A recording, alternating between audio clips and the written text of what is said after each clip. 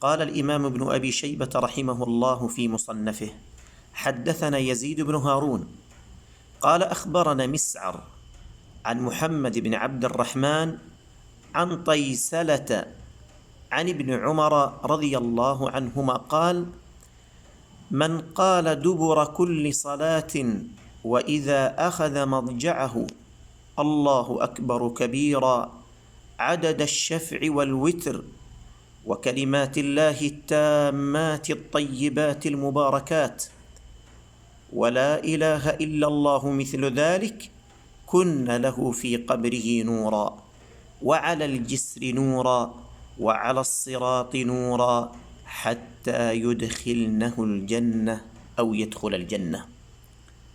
وهذا الأثر كما ترون موقوف عن ابن عمر رضي الله عنهما،